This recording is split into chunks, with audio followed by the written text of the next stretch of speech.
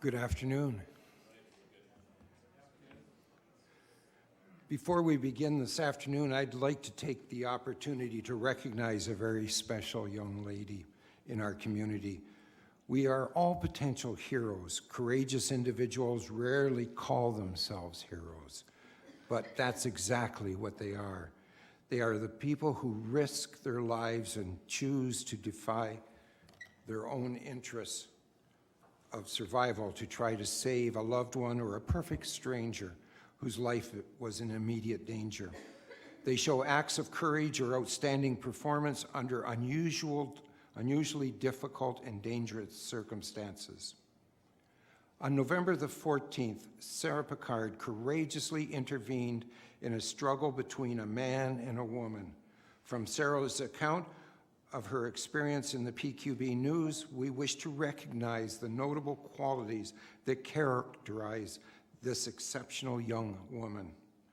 She is brave. Without hesitation, Sarah ran to assist the woman in distress. She's humble. Being called a hero is as strange as Sarah believes she was doing what any citizen should do, but appreciates all the positive feedback. She is selfless. Even though it has caused her emotional distress, Sarah wouldn't hesitate to do the same thing again. She is compassionate. She stayed to comfort the woman until the police arrived. She shows empathy. She sends all her love and happiness and healing to the victim's family. The city of Parksville is so proud to recognize this exceptional young woman, and it is my pleasure to present Sarah Picard with a token of our gratitude for her selfless bravery. Sarah, would you please come on down for us?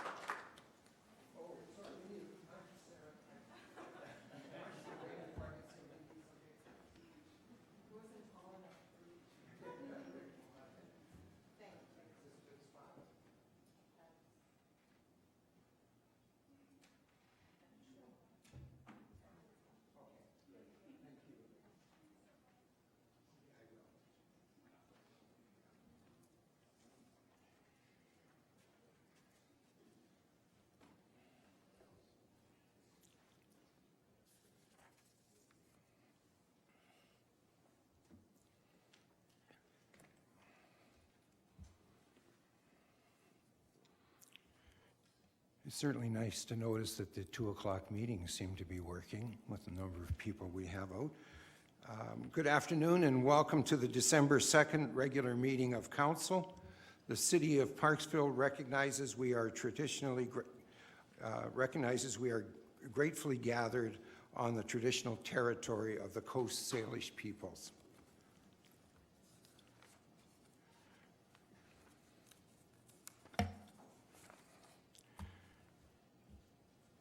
Consent agenda.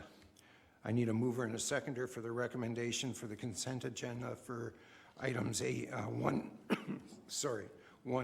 B, and C. Moved by Councillor Fraz, seconded by Councillor O'Brien.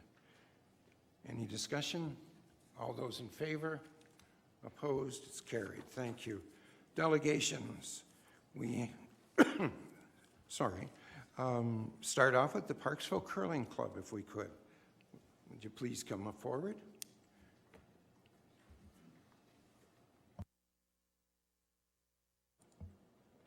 Hello.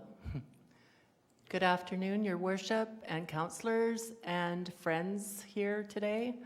My My name is Penny Shantz. I'm the president of the Parksville Curling Club, and we're here to just give you a bit of an, can I stand back here? No? Okay. I'm tall. Okay. How's that? Better? Okay.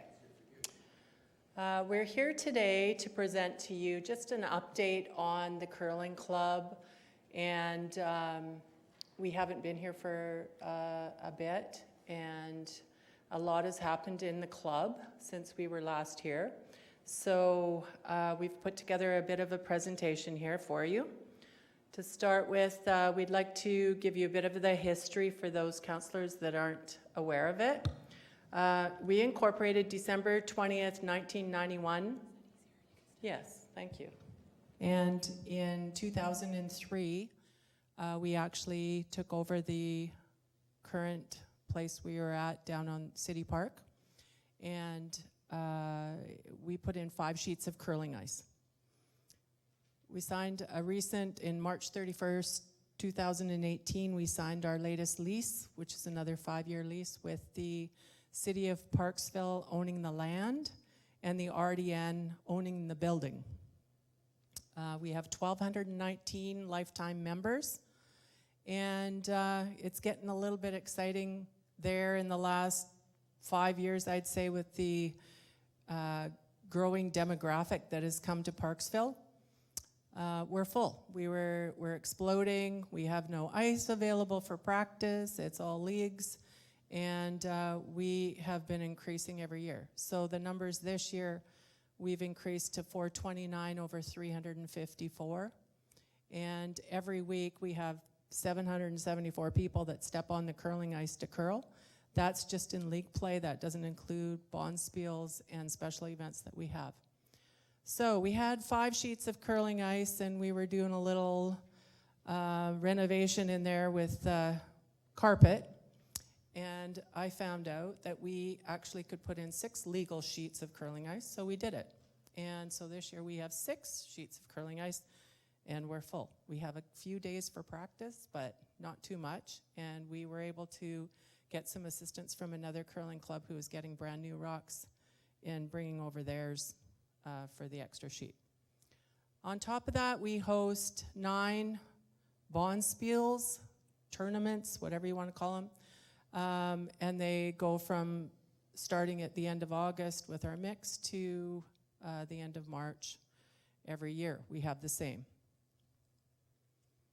Ice rentals, we also, in order to help with the funding and capital expenditures at our club, we rent our ice out weekend and daytime when available. We have local schools, VIU, exchange students, Curl BC. We have our Olympic 4-foot curling camp, RDN Kids Camp, and we just recently had with the RDN a Give It a Try event that was successful. We also rent out all those hockey rooms. You know, we had the Montreal Canadian room, the Toronto, they're all rented out by local, I think the Beach Fest Society has a couple of them. So, and advertising at our club, we have currently 52 local businesses that advertise in the club and support our club with day-to-day operations. In 2018, we took on with 4 major projects: a new reverse osmosis water system, a new lighting upgrade that would help with our power savings. We did all the underslab brine piping, and we put in a new water softener in our concession. This was all done by our volunteers.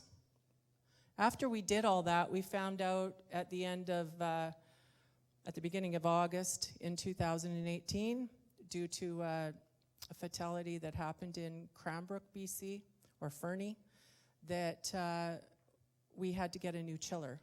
That chiller cost was $138,000, and we were too late to apply for the capital expenditure grant because that had to be in by July 31st. So we took on a huge campaign to get the money needed to do it, and I'm happy to say that we did raise $60,000 doing it, and we had enough in our capital fund to make up the difference of $138,000. It's all been tested, it's all fine, we're good to go, and we work very closely with Technical Safety BC and WorkSafe BC, of course. The club's success is due to the volunteers that we have there. We only have, the salary positions are for our ice maker, a part-time manager, and our part-time bartender. In 2018, we logged 7,681 hours, and in the year prior was 7,100. We couldn't do it without our volunteers.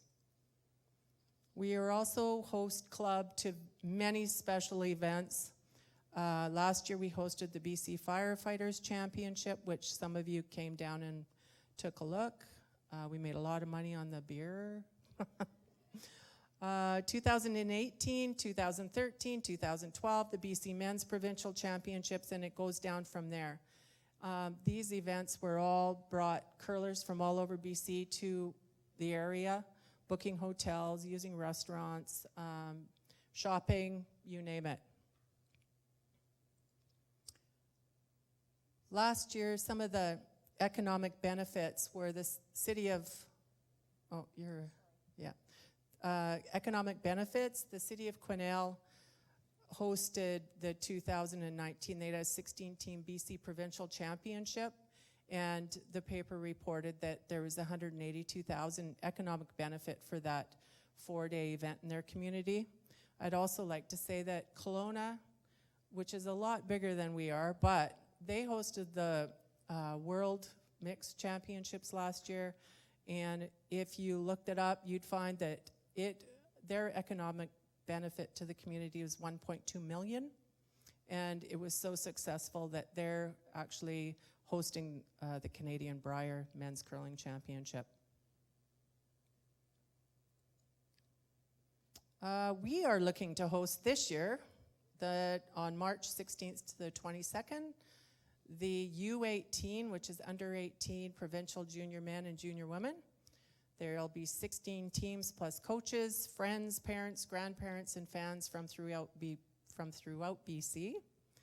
And the teams play for the honor of representing BC at the Canadian U18 in Sudbury, Ontario in April. I work very close with these U18 kids as a Curl BC consultant coach, and I attended their provincial championship last year, and I saw the impact of all the parents and grandparents and everybody there, so I thought it would be great for us to host them as well.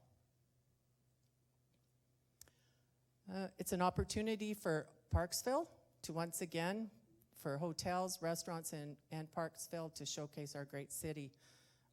We do have a host hotel already, and I've talked to several other ones about the side benefit to them as well. We're asking the city of Parksville to consider helping us host this event with a $2,000 contribution to it. Thank you for letting us be here today. Thank you. Thank you very much. Are there any questions for the delegation? Councillor Patterson. Thank you, Worship. Thank you for your presentation. For someone who's one of those advertisers and gets to go down and watch some of the youth curlers, as I've had to, that have worked for me, it's amazing. The energy catches. So with your ask, do you have an explicit thought where you would put that money?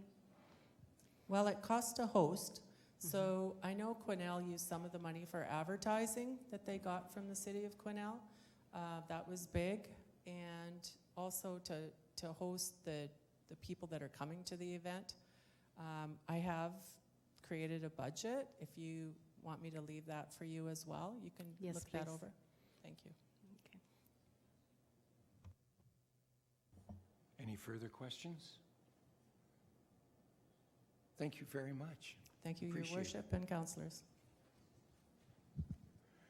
Moving on to the Ballenas Dry Grad.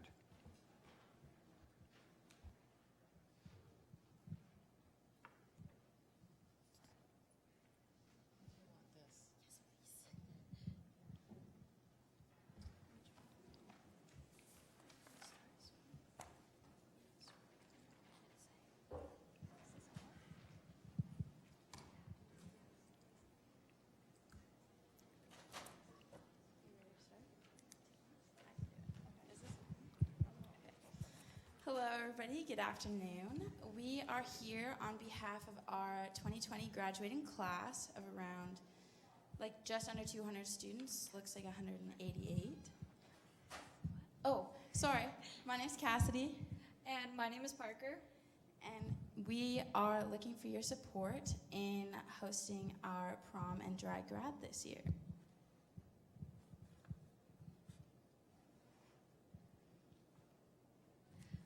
So the picture above is some of the students in our grad class on one of our dress-up days. This year we're looking to fundraise quite a bit of money, and our parents of each graduating student pay a fee of $200 for a total of $40,000. $100 goes toward commencement, which is $20,000, and the other $100 goes toward our dry grad celebration, which is another $20,000. The dry grad historically costs $45,000 to $50,000. Therefore, the shortfall is $25,000 to $30,000. And this is some of the volunteer work we did. We hosted a haunted house in Coombs this year on Halloween, and that's some of our grads participating in it. And some of our fundraising efforts that we have done this year is some bottle drives, our poinsettia plant sales, the cheese sale, and we're also going to be doing a fashion show and a social dance. And the parents that are connected to local businesses are seeking corporate donations of $250 to $500. Here is another picture of our grad class at another dress-up day. And we would just like to highlight that we are the future of Parksville. We could someday be you guys sitting in these seats. There are many places that we can go. Some people will go abroad and some people will stay here locally. So we're just looking for your support. Our event location costs are quite expensive, but there's costs for food, our soft drinks, the decorations, our security, fencing, and parade patrol. And we also provide door prizes, draws, and gifts for the students. In addition, each student receives a gift bag with $100 worth of value. And our rental cost quotes are, as you can see above. So one day for the parent social dance is $1,412.76. One day for the fashion show is $1,377.08. And our 3 days for the dry grad, our setup, event, and cleanup is $3,397.80. And in total for those 5 days, it's $6,187.64. Each year, the town of Qualicum Beach donates to the Civic Center for the 3 days. The cost savings of this donation reduces the fundraising requirements by approximately $6,500. This support by the town of Qualicum is very important to the overall success of the graduating class for their dry grad ceremony. And this is just a picture of another one of our dress-up days with a couple of our grads just having fun. On behalf of the parents and the 200 graduating students, we are asking the City of Parksville to assist us with our costs related to the 5 days of rental for the Parksville Community Center. We recognize that the city leases this facility to an independent group, and the 5 days of rental will be equal to $6,187.64. And that's it. Thank you for listening. Thank you. Thank you very much for your presentation. Never knew it was so expensive to graduate. Are there any questions for the delegation? Councillor Patterson. Thank you, Your Worship, and thank you for your presentation, and congratulations on your final year in high school. So just a couple questions. Do you have a budget? Every year, grads have a budget and everything, but you've done the fashion show in the past and you've done a dance, I believe, in the past. Do you have figures that show that you make a profit after having a room rental? We do have the whole budget and everything, and our parents or the whole grad committee all has a hold of that stuff. We personally don't have the exact numbers because we are not a part of our council at our school. So we are just here representing our student body, whereas we don't have the exact numbers. The whole grad council at our school has them. Your worship, can I take, yes?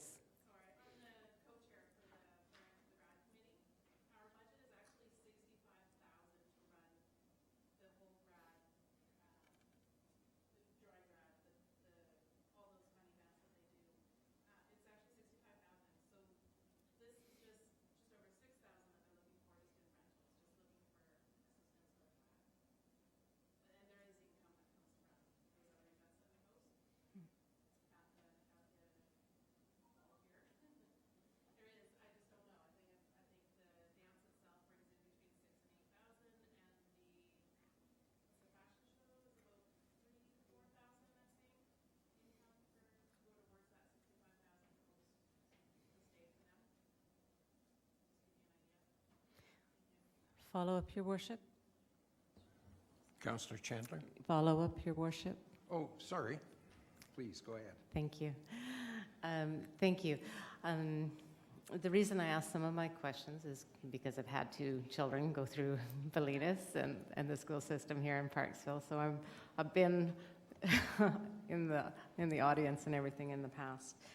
So right now, Parksville City Council's in the middle of budget deliberations and hoping to get some of their budget and everything in line.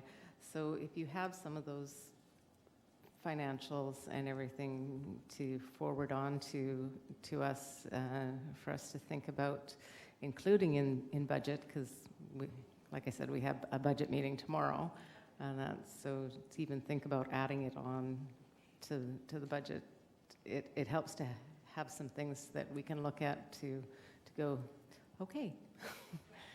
So I personally would appreciate that, if possible. We just had a meeting with our whole grad class talking about budgeting, so we do have a formal budget set up that I'm sure we can forward to you guys so you can take a look at it at your next meeting. Thank you. Councillor Chandler. Thank you, through your worship. Just a comment. Thank you for coming in. I think your presentation was good. It says pretty much what you spend, which is important. Nobody really realizes what these events put out. But one of the things that I've noticed over the years, and I've been involved in doing the catering there a couple of times, and it's a tremendous amount of work. I know it's a lead up to months and months of fundraising to get to this point. So it's very impressive, the amount of time and effort that the students put in, plus the parents supporting it on many, many different levels. And so hopefully there's some good financial support commercially as well. And I was going to say through my business, I'd like to offer a bit of that. So if Mr. Chivetti can get a hold of me, I'd be happy to donate a little money towards that too. Thank you. Thank you thank you. And also thank you very much for having us.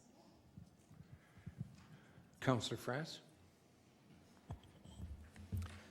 Thanks for coming down today to this presentation. It's great to see such a group of support out with you, and I got to say it's incredible to see 188 students for the graduating class. That's quite a large class. It's wonderful, and I didn't realize how much goes into to do the dry grad at $65,000, and it's pretty amazing.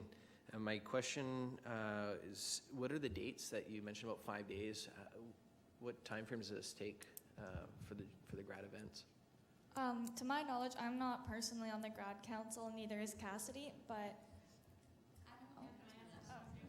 I know that commencement is June 25th and prom is June 27th, but I think the dance and the fashion show are set to be one in February and one in May? March.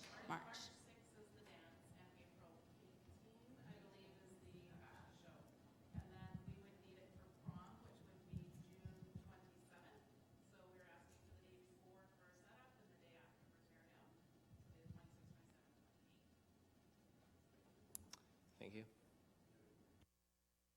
Are there any other questions? Thank you very much. Very well done.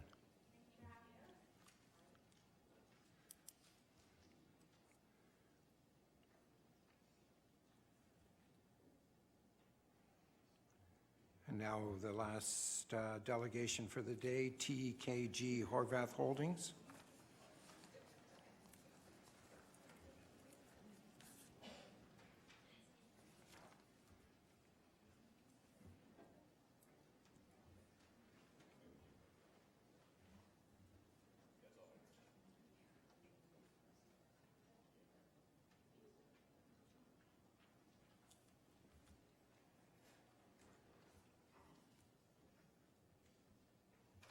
Just bring that up tomorrow. It's a good idea, actually.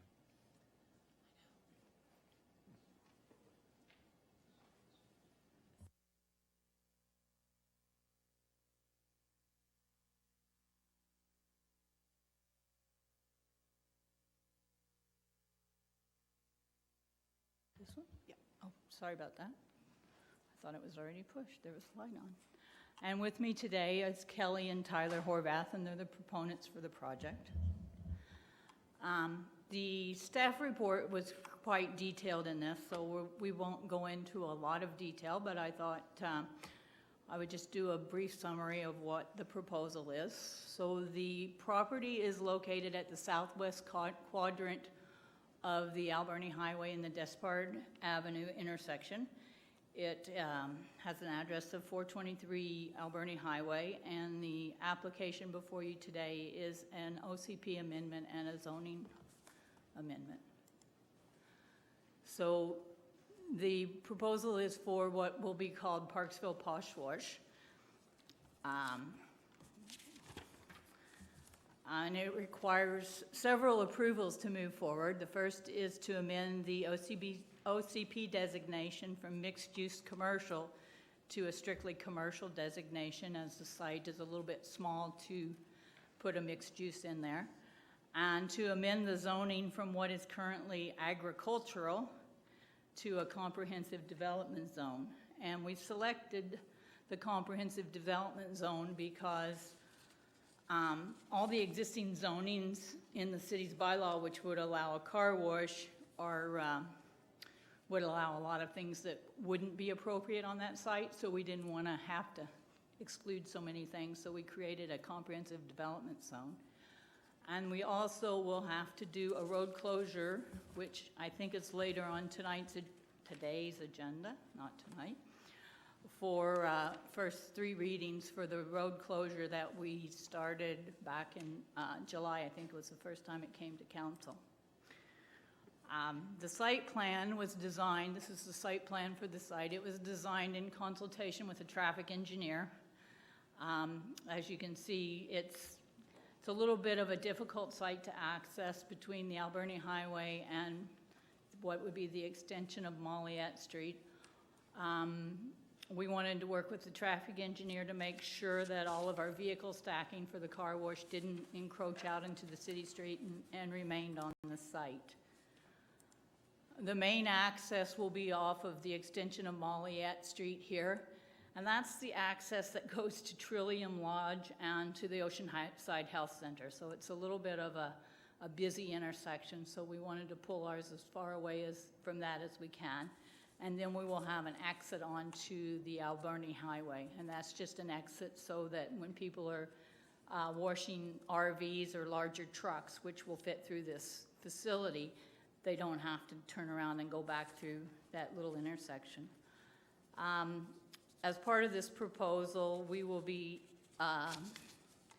improving the intersection here from Despard to the entrance to the site, and we've also agreed to provide extended works beyond the site to tie into some of the other intersection works that are being done by the other developments in the area. As you can tell, this is a very busy intersection right now with construction all around it. This is a copy of the landscaping plan. So we've done as much landscaping as we can fit on the site. It's very drought tolerant, native planting, not a lot of unenvironmental.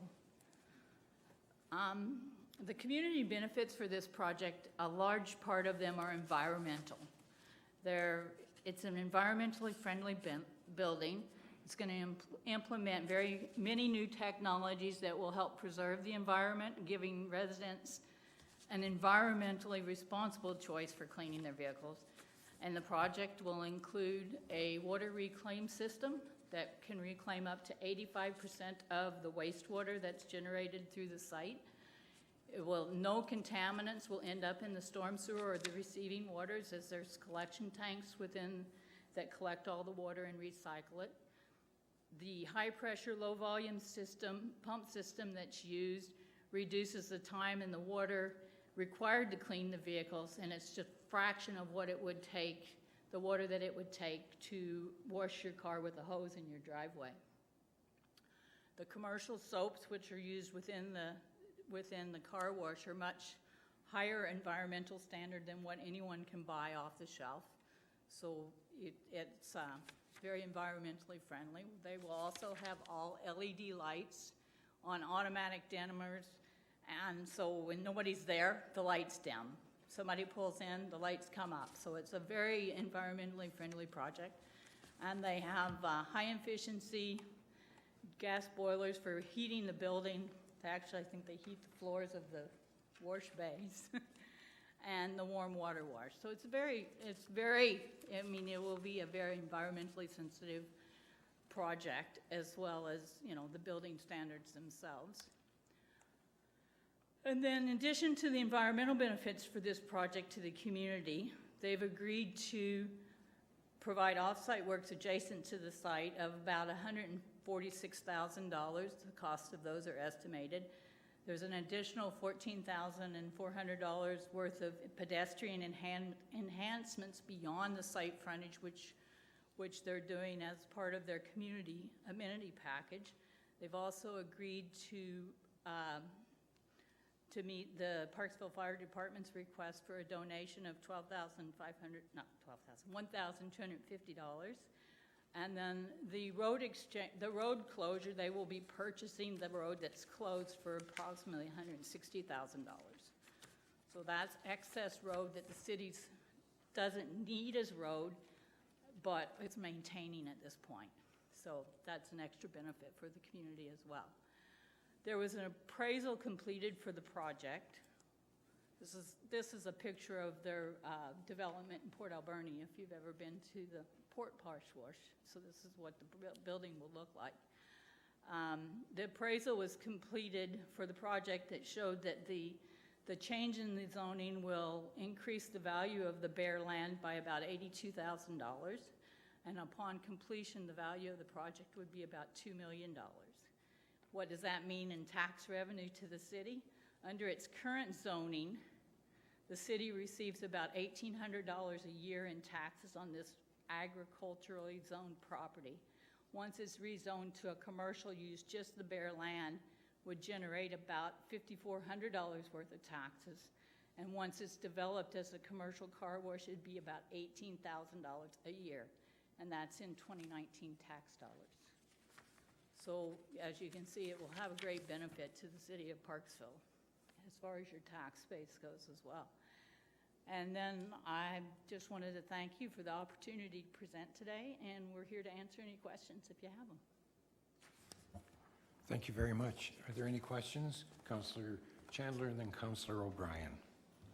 Thank you, through your mayor, to the committee here. I like the use of that area. I think it's a good property usage there, especially with not maybe having another large apartment block there and so on, because it's getting quite condensed there. But I'm excited to see that. I guess my question is I noticed the other two bays; those are drive-through bays. Plus, you have the option of the self-serve, correct? Yeah. So I think that's a nice option to have in a facility like that. So, thank you very much. Councillor O'Brien. Thank you, Your Worship, and through to the delegation. Thank you for coming here to answer questions for us. It's better able for us to get a handle on this. I have a couple of questions regarding the site. The road closure is necessary. Is that for your driveway access only, or is that because you actually need that road closure portion for your project itself?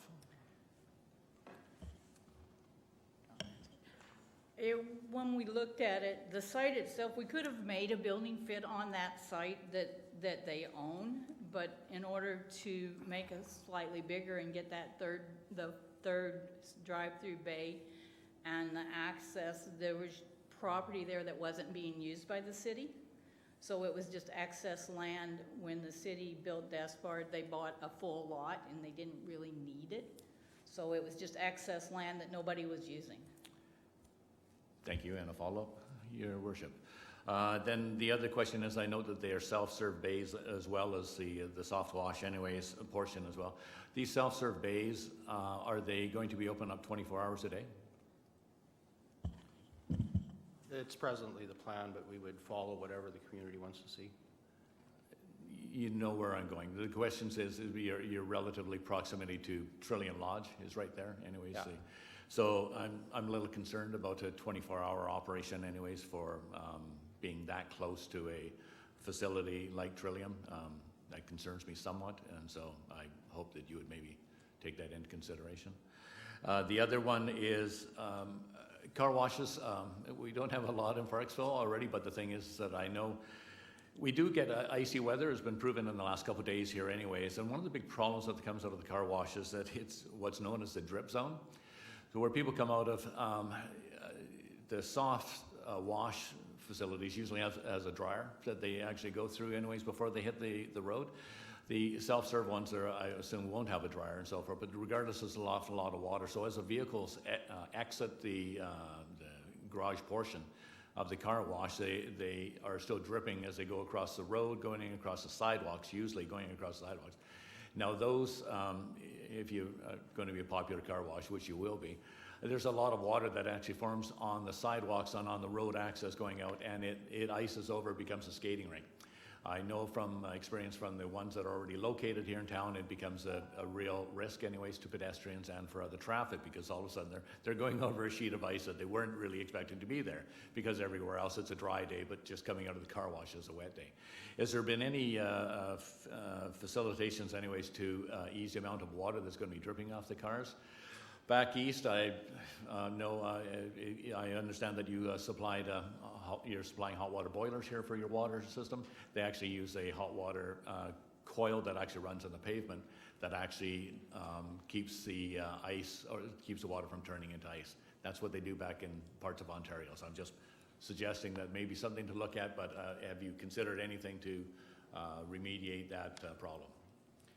So the concrete throughout the building, and there is pads and drains on the entrance and exit of the building.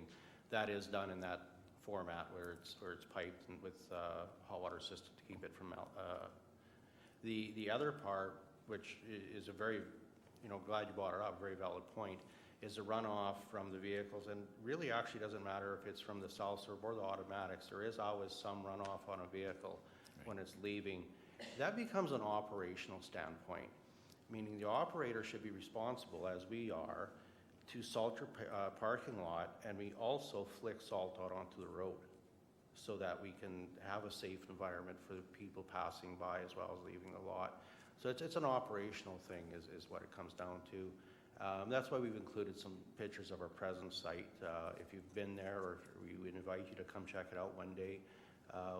We really, really try hard to handle all aspects of operational standpoint, such as icing, also cleanliness.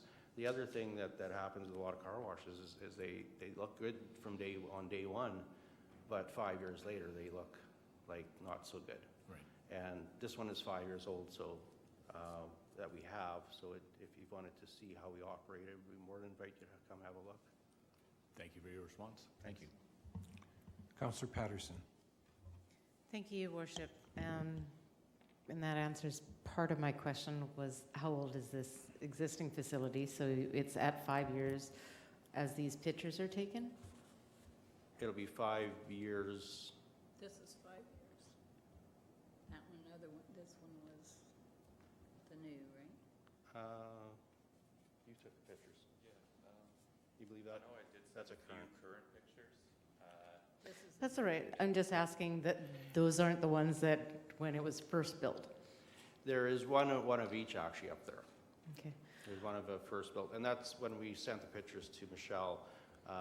We instructed her to use a current picture and a new picture for that purpose. as well.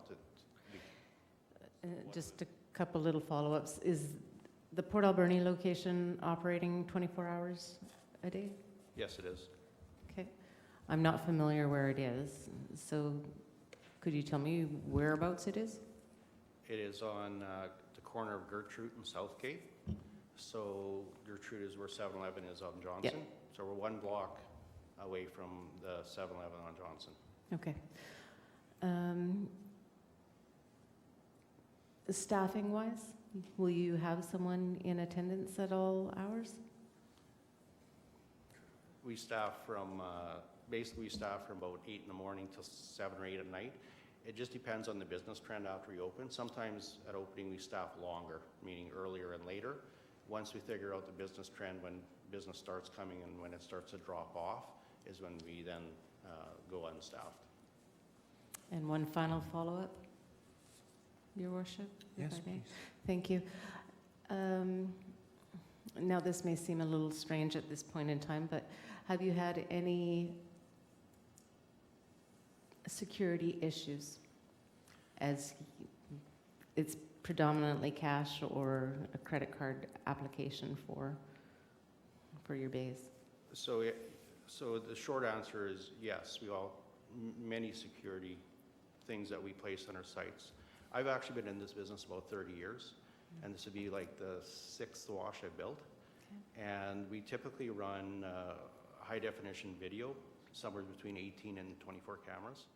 And all the cash devices, credit card devices have alarm systems on them. So we'll have like 35 zones of alarm and probably 20-ish cameras. Awesome. And then it's accessible remote off our phones and PCs. So yeah, Thank you very we're much. on top of that. You okay? Any other questions? Thank you very much.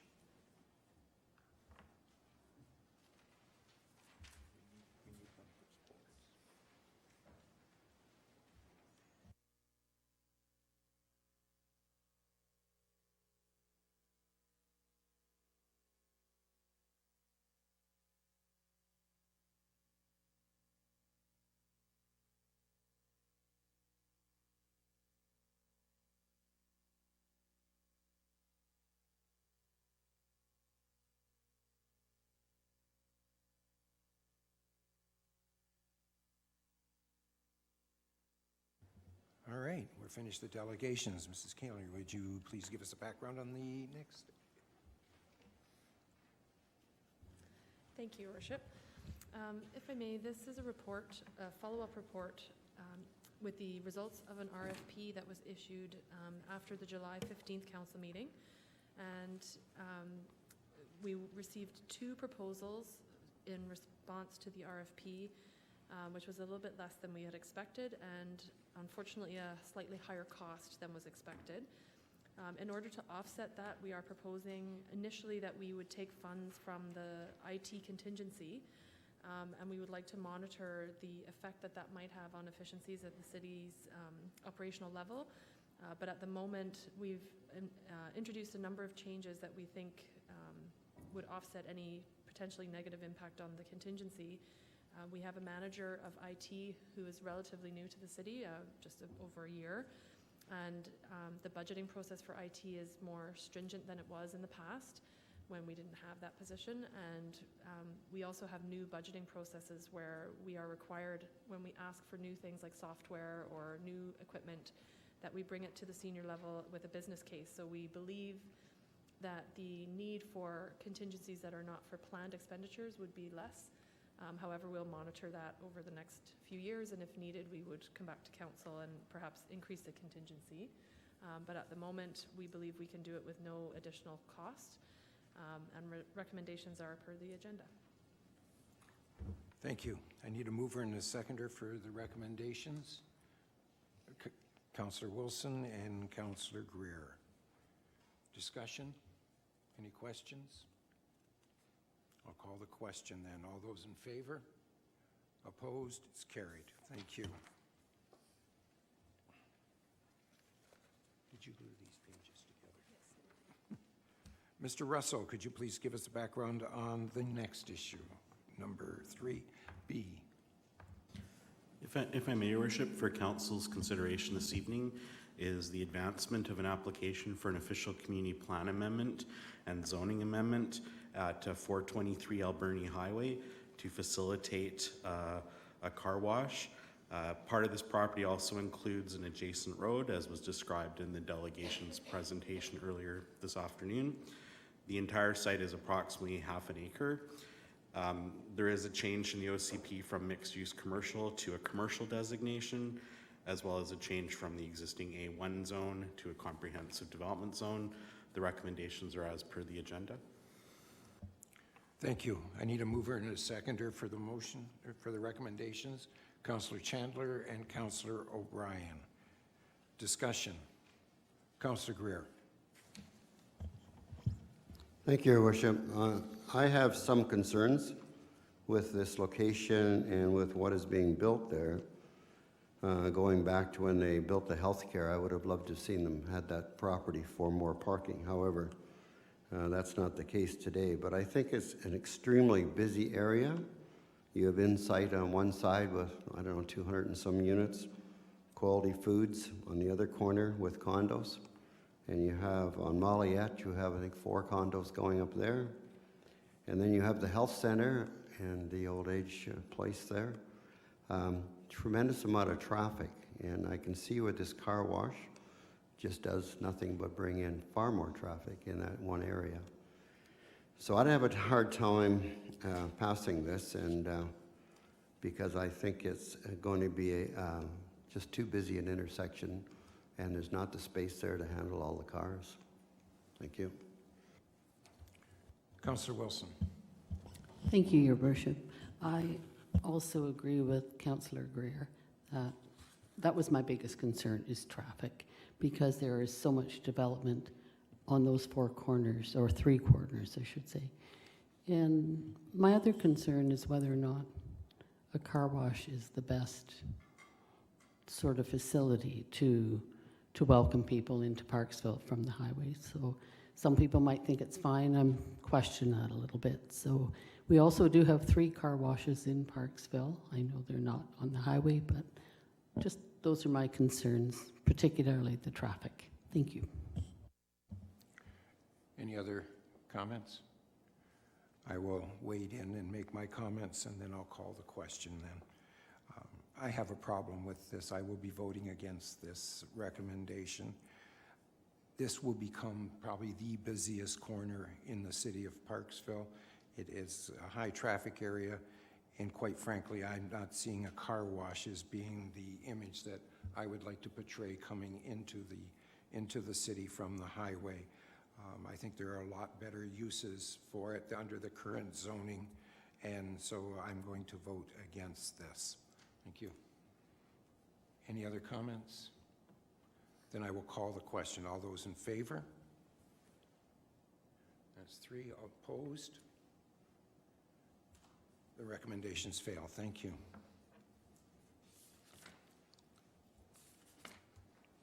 Mr. Russell, could you give us a background on item 3C, please?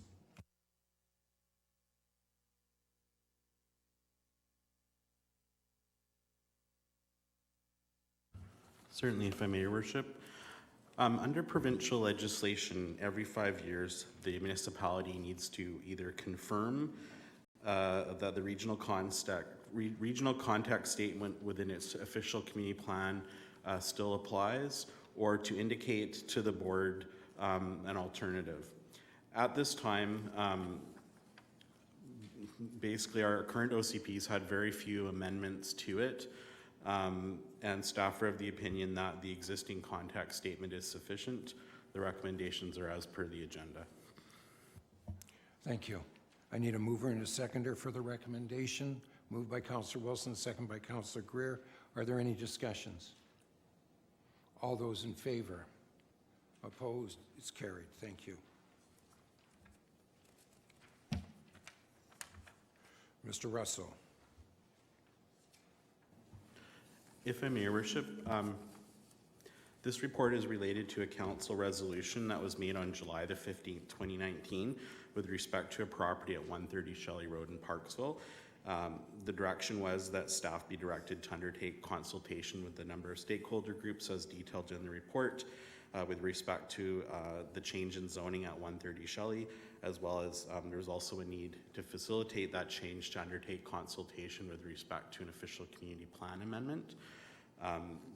Basically in their report, it's proposing that the P1 zone be amended to include on a site-specific basis an RS2 or a medium density residential designation on the subject property at 130 Shelly Road, as well as there's an official community plan amendment to include in the community use designation the possibility to consider affordable housing, special needs housing, and other housing gaps in that designation.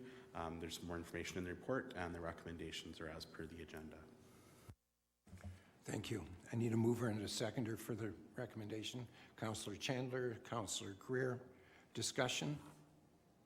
Anybody wish to speak to it? Then I'll call the question. Oh, sorry, did you have your hand?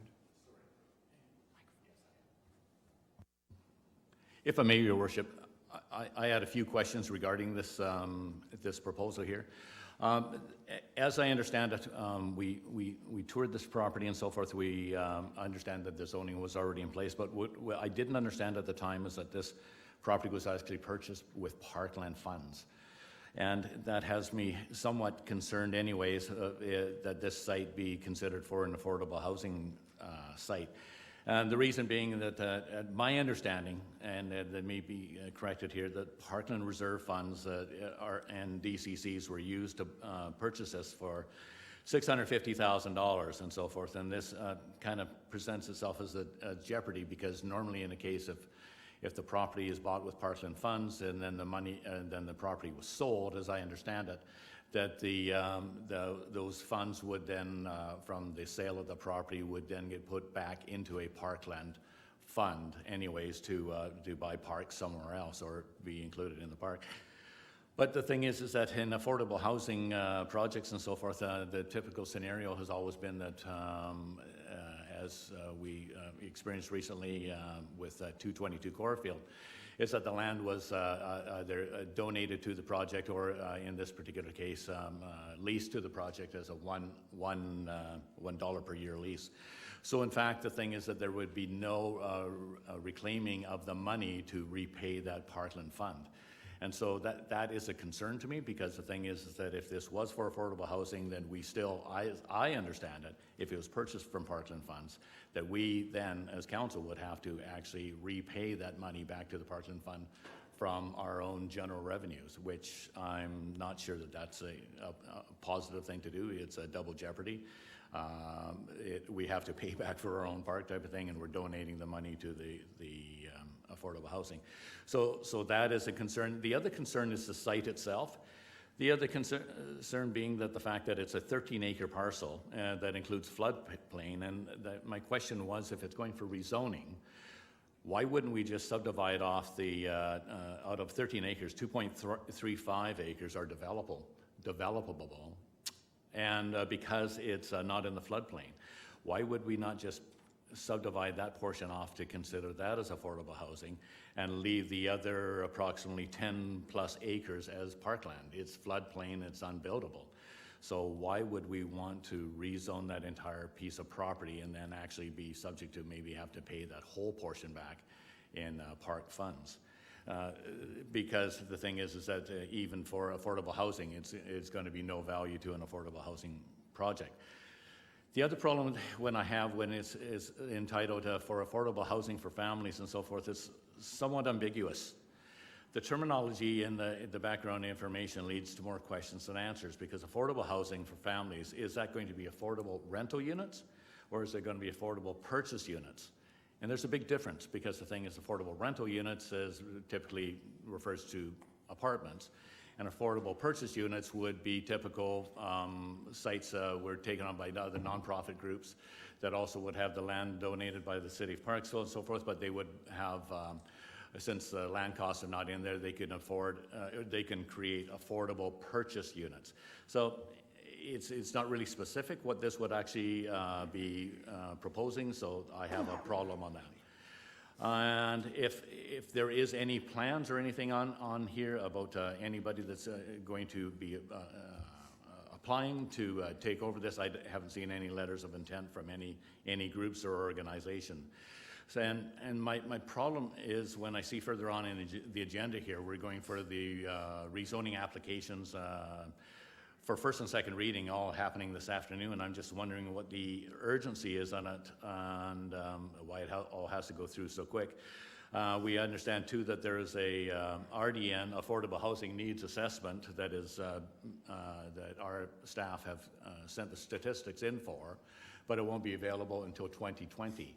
So the thing is that I'm suggesting that perhaps it would be good to wait until we have that assessment done and actually would tell us the exact housing that we do need, or if we do need any housing, or if we're already way ahead of the curve. I think we need that information before we just go ahead and do this one. So I am at this particular point. I have more questions and I need more information is basically what I'm saying at this point. Thank you. We will pass this on to the CAO to answer your questions that you have. Thank you, Your Worship. Hopefully I captured all of them. You can remind me, Councillor Bryan, if I miss one. So the first item was with respect to the Parkland Reserve. And so the property was bought for the Rath-Trevor Greenway Trail. And my understanding is that the entire property would not in any way be needed for that. It would be a smaller area akin to a trail. And you're correct that if the city were to dispose of this for a profit, they would put the money from that sale back into the Parkland Reserve or the Land Sale Reserve or whatever reserve it came from. My understanding of the legislation is that that specifically speaks to proceeds from sale. So if the city were not selling it, that wouldn't be an issue. But I indicated to another councillor today that if at some point in the future the city were deciding whether or not to dispose of the land, we would look at the specifics. If it was a nonprofit group, it would be different than if it was like an open market sale. So there's a lot of different scenarios council could consider in the future. And we would get specific legal advice on which funds any potential monies would go into. The other question you had was about why would the city not subdivide off the land? And the simple answer is that wasn't the direction we got right now, but it's absolutely something that could happen at any point. The city could subdivide off a piece if it wished of the property as long as it met the minimum sizes in the zoning, which I don't know what they are off the top of my head. The other thing you had asked was just about rental versus purchase, and from a planning perspective, that it's the same use, so we wouldn't actually regulate. We have not regulated ever in Parksville, to the best of my knowledge, whether it would be for rental or for purchase. It's the RS2 or the RS3 zone, so it's really the density that comes into play. So whether it's a rented apartment or a purchased apartment, it's the number of units that would be regulated through the zoning. What else did you ask? Oh, with respect to the housing assessment, we do have a current one, well, not a current one, we do have one, which was done in 2009. And the 2020 project is to update, or as you mentioned, I believe, when you were speaking there, is to see what the current gaps are, how far we've come since then. So it's kind of an ongoing monitoring. And the city has stated and has other policies on affordable housing, indicating that we still have policy on the books that say we need more affordable housing. It certainly will be confirmed, or there'll be more details on the region in 2020 when that study comes back. And I think you had mentioned also no specific use proposed in terms of what this would look like or who would be developing it, and that is, in my opinion, appropriate at this point, because council should really be considering whether the full use of an RS2 zone or RS2 use is the right type of use for there. Council should not be considering who they may or may not want to dispose this to at any point. And if, and again, when council decides on the appropriateness of the use, they would then go to next steps where you'd be looking at developing the land. So I believe in order to follow legislation, you'd want to just focus on the merits of the use itself right now, and make that decision, and it doesn't really matter who develops the land in the future. It's the use that council is considering at this point. I don't know if I missed anything. Those are all the things I had notes on. Sorry, thanks, Your Worship. Councillor Chandler. Thank you, through your worship. I actually, both the questions I had were answered by CAO Keller. Thank you. Are there any other questions for a first time? I would like to address it for the first time, and then please, Councillor Chandler, you may speak again. You spoke about being in a hurry. We've been working on this since September, so I don't consider that being in a hurry for this. Secondly, why didn't we subdivide off the property? I think it was answered to you by the CAO. As far as why we didn't, it doesn't really make a huge difference. The rest of the land is on floodplain, so it can't be built on anyways. It would not ever come into play, whether it was zoned for that or zoned for whatever we choose. If nothing can be built there, it doesn't matter. You know, this is a good use for this land in my mind. Kitty corner from this piece of property is the exact same zoning and is being used for properly there, and it's not affecting the neighborhood. I think that this is a great use for here. It's within a short distance, 2 blocks, 3 blocks from the main drag, from bus stops. There's a grocery store not that far down the road. I mean, we've got all of the parts that we need for some type of affordable housing project, no matter what that may be in the future. So I'm going to be voting in support of this particular recommendation, and I think I would encourage everybody to do the same. Thank you. Any other for the first time? Councillor. Thank you, Your Worship.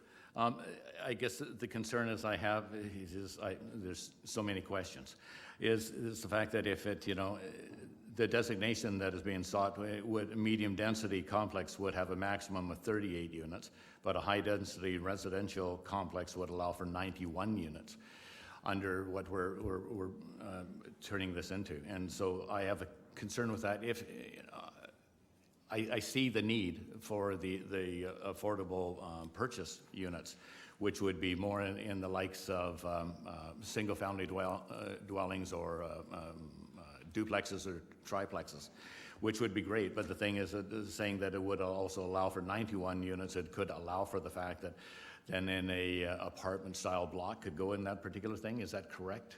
If I may, through the CAO, could ever an affordable rental project be built on this apartment style under the new proposed zoning?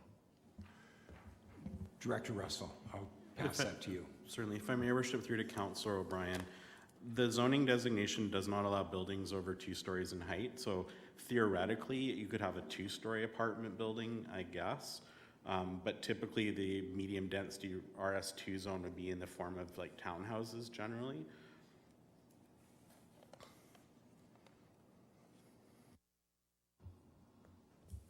Any other questions, comments? Councillor Frass. Through the mayor to council, I think with affordable housing, this is in line with our priorities that we've been trying to work on, is to increase affordable housing for families.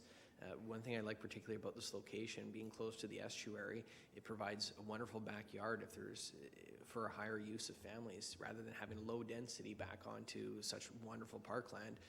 I'd like to see it be more accessible. It is close to town, to where the main drag through town is only 2 short blocks. It's not even the long side of a block. It's the end close to grocery stores. So accessing public transit or all the other amenities around is close by. So I don't have a problem with increasing the density there. In fact, I think it's a good spot to be doing that. Thank you. I have a question for Director Russell, if I may. Is this site, because it's next to a floodplain, require a development permit? If I may, Worship, yes, it will require a development permit. Okay, so let's just be real clear here when we're talking about this piece of property. We have 2 different ways of controlling what's going on to this property in the future, if that seems to be the concern. First off, we own it. We can sell it to who we want for what we want it to be sold for. So that's the first thing, or donated for, whichever the case may be. And secondly, it requires a development permit, which we have to approve. So both cases require this group to approve what's going on. I have no concerns about the chance of anything being built that we don't want built here. We will have total control. If we didn't own it, I would suggest that perhaps we might have a little bit greater concern. But at this point in time, I just think it's a great idea to do it, and then let's see what we come with for affordable housing. Councillor Fraz is absolutely correct. All of us, when we were seeking election a year and 1 month ago, we were all talking about affordable housing and how it had to be brought to Parksville so that single moms, people with disabilities, senior citizens, all those that are one day off away from losing their existing homes can afford to pay rent in these places, or to acquire these particular places if in fact it were to be sold. So this is a good opportunity to put our foot forward and to start this whole idea of affordable housing in the city of Parksville. We need it, and let's approve it and go on forward with it. So next, Councillor O'Brien. If I may, Your Worship, to comment as well. My comments are certainly no intention of actually preventing affordable housing from happening in Parksville, which I truly recognize is a need. My comments and questions are that I need clarity on how the process is being done, and I want to approach this cautiously to make sure that we're doing it right, where we don't do any mistakes. That is my reasoning. This is a site that was identified as it, and this is why I looked at it under the conditions that I have. Being of the fact that it's brought up that anyways a development permit is going to be necessary on this site, that we will be able to control it anyways at future time, it makes me feel a little bit better. The only question, I'm still not absolutely clear that this, the public putting funds together for $650,000 a few years back to turn it into parkland, and if we don't sell it, I don't see how that money that was used for parkland wouldn't have to be reimbursed in some way. If, as we're saying, that that's the case, but if that proves not to be the case, I understand we don't have to go ahead with anything further. If it comes through at a development permit stage that this is what we'd have to do, then we could veto it at that point. So that's fine. I believe my questions are answered. Thank you. Any other comments? Then I will call the question. All those in favor? Opposed? It's carried. Thank you. Mrs. Weeks. Item number 3E, please. This report requests council consideration for a fee-for-service agreement renewal with the Parksville and District Chamber of Commerce for the operation of the Visitor Information Center, which the Chamber has operated since 1999. In recent years, the only change to the agreement has been the inflationary fee increase. For 2020, no other changes to the terms and conditions are proposed, and the recommendation is as per the council agenda. Thank you. I need a mover and a seconder for the recommendation. Moved by Councillor Fraz, seconded by Councillor Greer. All right. Any discussion?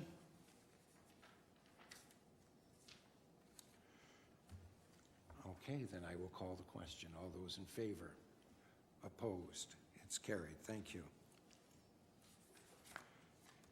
First and second reading and advance to public hearing for item 4A1, Planned Parksville Amendment Bylaw 2019, number 1492.5.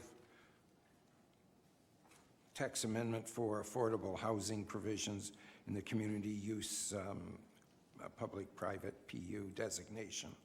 Do we do them both together? Okay, so and then the zoning and development amendment bylaw 2019 number 2000.128, map amendment for public institutional P1C at 130 Shelly Road. I need a mover and a seconder for the recommendation. Moved by Councillor Frass, second by Councillor Wilson. Discussion? I'll call the question. All those in favor? Opposed? It's carried. Thank you.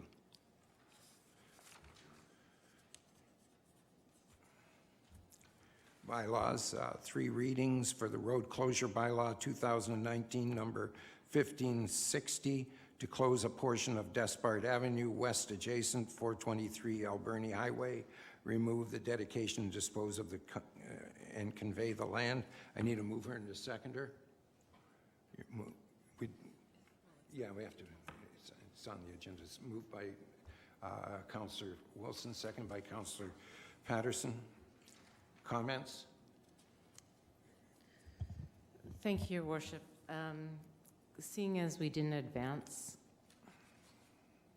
I'm a little leery on the disposal of this land at this point in time, and would like to refer it back to staff. Thank you. Councillor O'Brien. I concur with Councillor Patterson's remarks as well. Since this has been removed at the table, I would not wish to proceed with this at this particular time because there are some advantages to holding on to that road allowance anyways for the city of Parksville that could be used for future use, for public use, and so at this time I would not like to support the road closure bylaw at this time. I just had my fingers slapped because I missed the comment that Councillor Patterson said that she was referring it back, so we need a seconder. Councillor O'Brien, and we need a vote on it. A vote on the referral back. All those in favor? Opposed, and it's carried. Sorry, I missed that. My apologies. Motions to be considered. The following motion was placed. Did you want me to read this, or you? Yeah. Okay. The following motion was placed on the agenda in lieu of providing notice so council may vote on the recommendation today. As you all know, next year the city of Parksville celebrates its 75th anniversary. This is a great milestone, and we owe a debt of gratitude to the many residents who have built the city and made it a wonderful place, the wonderful place it is today. Having attended the Remembrance Day ceremony here a few weeks ago, I was especially reminded of the brave men and women from Parksville who lost their lives protecting our way of life in the world wars and recent conflicts. In recognition of the sacrifice and the city's milestone, I think it is important to do something special for Remembrance Day next year, and I would like to see the city place banners bearing the photographs of veterans of Canada's wars who have a connection to Parksville along Memorial Highway, Highway 19A, and the City Hall. I envision the banners including the name, photo, and details of service of death, the year of death for each of these brave soldiers. To make this happen, I think we need staff to prepare a criteria for who is recognized, work with families to get the information, and determine how the banners are installed. The research into the history may take some time and likely assistance from local groups like the Mount Arrowsmith Canadian Legion Branch 49 and the Parksville and District Museum for starters. There would be a cost for printing and installing the banners, but I hope staff could seek ways to offset this through grants, donations, cost sharings with the local groups. I would like to make the following motion and the recommendation. Everybody has that? Moved by Councillor Greer, seconded by Councillor O'Brien. Just before we go, because I happen to have one, which and this is, I wish I could say this was my idea, that it was a stolen idea. That's the town of North Battleford actually has this, and I just see if I can do all of this, but bring it just a minute. Yeah. So this is what hangs from their street lights. Okay, and all right. So There are 60 people, 60 persons that gave their lives during the First and Second World War, and I don't think there was any other conflicts where people passed. I may stand to be corrected, but there are 60 of them. We would have 60 of these banners down the main drag for 3 weeks, and it would go for the start of the poppy season right through until Remembrance Day. I think it's a great way to show recognition of those that paid the ultimate sacrifice for our country and for our town and our way of life. So based on that, I would ask, okay, we have the, thank you. You keep moving it around. So are there any other comments on this? Councillor Wilson. Thank you, Your Worship. So I think this is a great idea, and I was speaking with our acting director of engineering, Joe Doxey, about this because, of course, we've got the Memorial Street project, and there's so much history that we're also going to hopefully incorporate with our war heroes. So I wouldn't mind if there was a way that we could keep these banners and perhaps even integrate them later on when we have the Memorial Street project as well. Thank you. Good suggestion. Just to touch base here for a second, there is a cost of about $200 per unit to make, $150 to $200. To make it out of the vinyl is more expensive than to have it silk screened. Silk screening will last for 5 years, so once we've made the initial purchase, then they're actually no cost other than the cost of having them installed and taken down every year. It would be interesting to know how we could work it out on Memorial, because that was the original idea, was to go down Memorial Avenue because the trees were going to be replaced at some point in time, but there's not enough posts there for all 60 to go in, so you don't want to have them bits and pieces all over, in my mind anyways. So we thought then the alternative was just to go straight down the Alberni Highway, and then perhaps maybe in the summertime we could put them up down Memorial because those were First World War vets that passed away at that time. So maybe that might be the question. I'm not sure exactly what the split is between First and Second World War as far as numbers go, but okay. I have to go over here first. Councillor Chandler. Thank you, Your Worship. I think this is it's a marvelous idea. I like the honoring of all of our veterans. I think it's a fantastic program. I like what I see there with the banners. I think the only thing I would say is I'd like to see a more permanent scenario set up where we could have some of those banners within the city here, at City Hall, around City Hall. Maybe this is the place for it to be rather than on the street lamps, and ultimately around the cenotaph and some of the areas that we would constantly be able to see the people, and really they're attached to the city itself. So I'd just like to propose that might be a very interesting cause to pursue at least. So that's just my comment.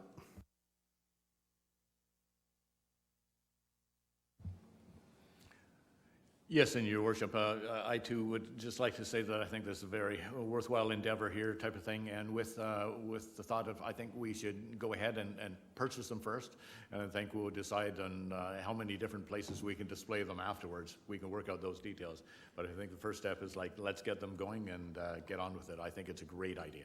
Thanks. Thank you. Now, Councillor Wilson. Thank you for your patience.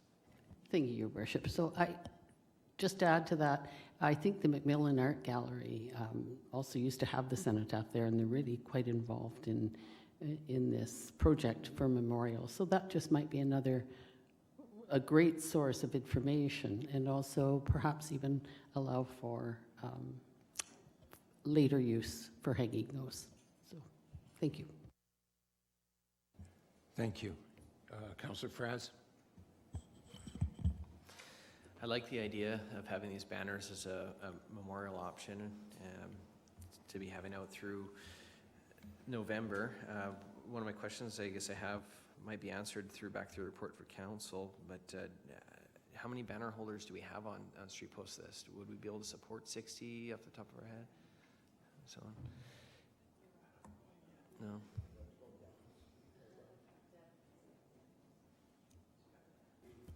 If I may, Your Worship, we have more than enough banners. I think it's closer to 100, or light standards with brackets. So we would have more than enough.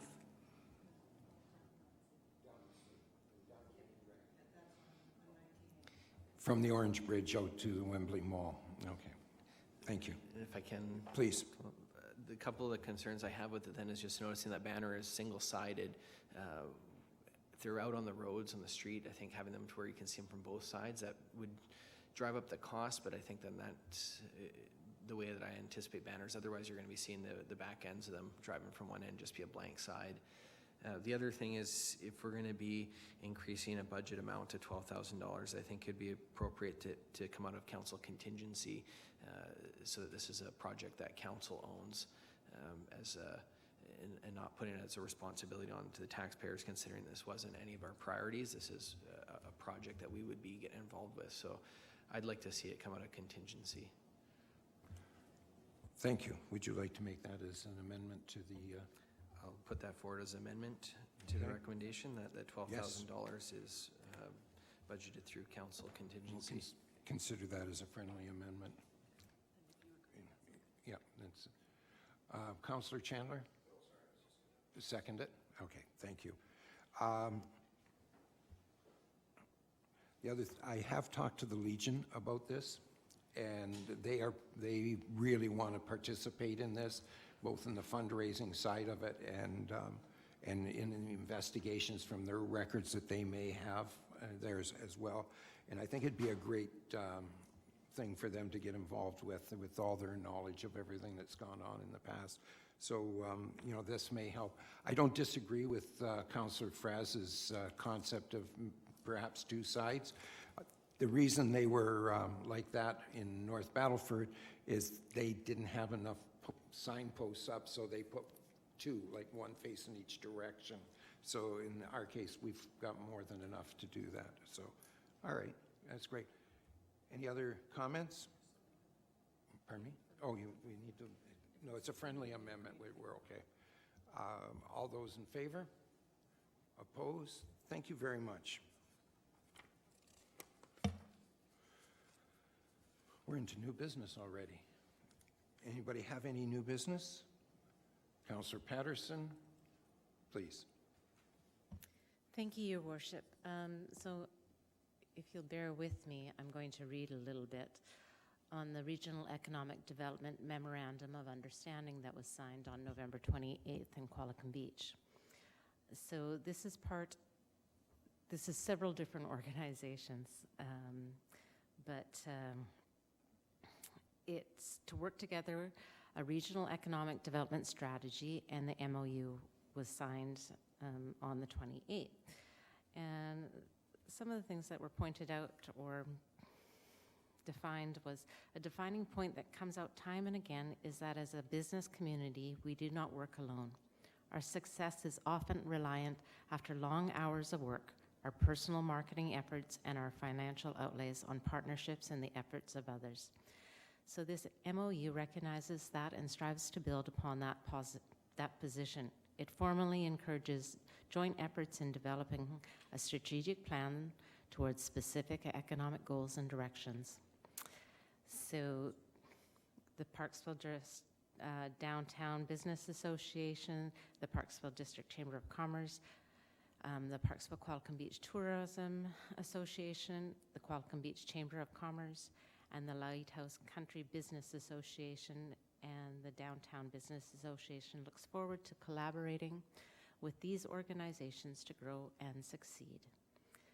So I think that's really quite amazing. Probably would have been slightly more amazing if we would have been told about it. I mean, we didn't know about it until it was read in the newspapers. So, and I will take all blame if need be, as I was away on holidays, and I'm not sure whether or not I just didn't get passed through. Thank you. okay. accept your gracious comment, but I still think that we could have been advised about it and had some input from the chambers. Everybody knows where we are when they want money, so on the other side of it, they should know where we are when they're doing something else. Anyways, thank you very much. Now, before we proceed to special business, I'd like to remind the public that our next council meeting will be held tomorrow, December 3rd at 2 o'clock, and this will be a special council meeting to consider budget items. I need a mover and a seconder pursuant to 91E, should put my glasses, EI and K, you think I'd know that by now, of the Community Charter. Council proceed to a closed meeting to consider items relating to land, receipt of advice subject to solicitor-client privilege, and discussions respecting a proposed municipal service. Mover and a seconder for that. Moved by Councillor O'Brien, seconded by Councillor Wilson. All those in favor? All right, we'll take 5 minutes before we move forward.